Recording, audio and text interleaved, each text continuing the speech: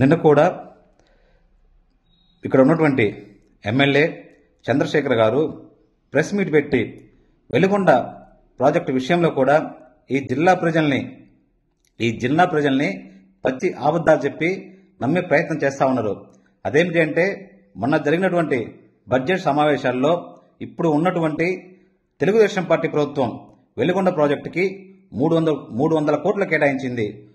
అంతకు ముందల జరిగినటువంటి ఓటాన్ అకౌంట్ బడ్జెట్లో ఒక 300 కోట్లు, మొత్తం 600 కోట్లు ఈ వెలుగొండ ప్రాజెక్టు కేటాయిస్తే గౌరవ ఎమ్మెల్యే చంద్రశేఖర్ గారు పదే పదే ప్రకాశం జిల్లాలో ఉన్నటువంటి పశ్చిమ ప్రాంతం అంటే తెలుగుదేశం పార్టీకి కానీ బాబు గారికి కానీ అసహ్యమని, ద్వేషమని, ఈ ప్రాంతం మీద ప్రేమ లేదని పదే పదే పచ్చి అబద్ధాలు చెప్తా ఉన్నారు. అయ్యా ఎమ్మెల్యే చంద్రశేఖర్ గారు, మీరు జిల్లాలో ఉన్నటువంటి ప్రజానీకానికి అందరికీ కొన్ని ప్రశ్నలకి మీరు సమాధానం చెప్పాలా.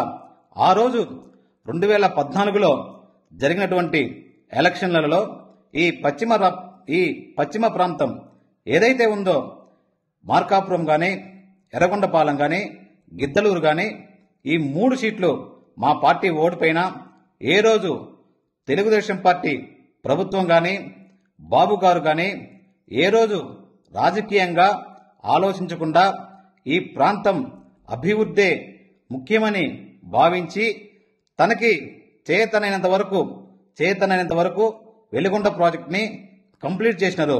ఆ తరువాత జరిగినటువంటి ఎలక్షన్లలో అంటే 2019లో జరిగినటువంటి ఎలక్షన్లలో మరలా ఏదైతే జిల్లాలో ఉన్నటువంటి పశ్చిమ ప్రాంతం ఎర్రగొండపాలెం కానీ, మార్కాపురం కానీ, గిద్దలూరు కానీ ఏదైతే ఉందో ఈ 3 సీట్లు మీ పార్టీయే మరలా ఈ 3 సీట్లు గెలిచి మీ ప్రభుత్వం అధికారంలోకి వచ్చింది.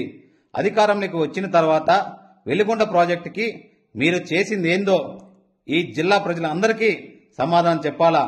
మీ ప్రభుత్వం అధికారంలో ఉన్నప్పుడు 2023-24 వార్షిక బడ్జెట్లో వెలుగొండ ప్రాజెక్టుకి మీరు కేటాయించింది అక్షరాల 25 కోట్లు.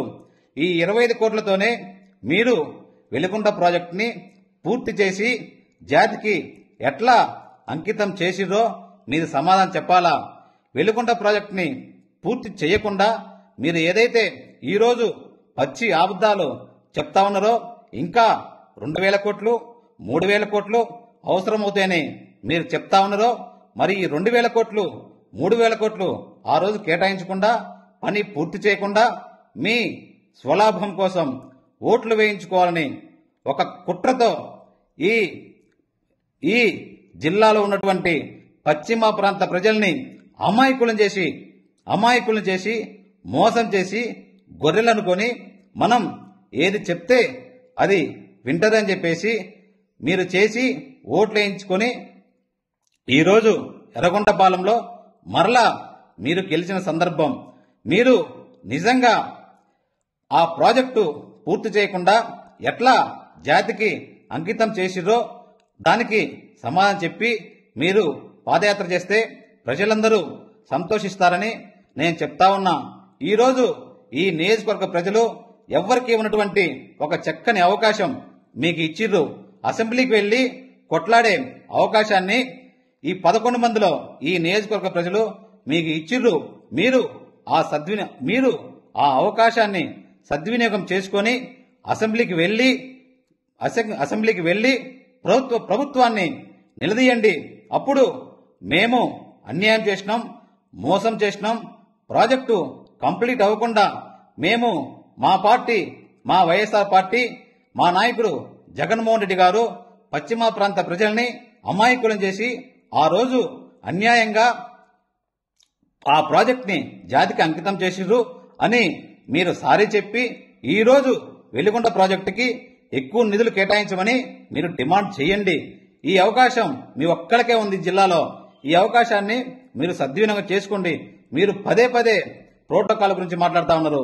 ఈ ప్రోటోకాల్ వల్ల మీకు ఒరిగిందేమిదో నాకైతే అర్థం కాల, జిల్లా ప్రజలకి ఎవరికి అర్థం కాల.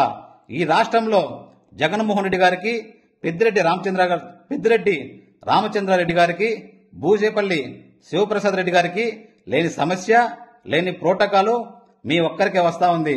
ఇది ఎందుకో మీకు నిజంగా ప్రోటోకాల్ ఫీల్ అవుతాను. మీకు నిజంగా ప్రోటోకాల్ ఇస్తే మహా అయితే అధికారుల పక్కన మీకు కుర్చీ వేసి కూర్చోబెడతారేమో కానీ అంతకు మించి ఈ నియోజకవర్గ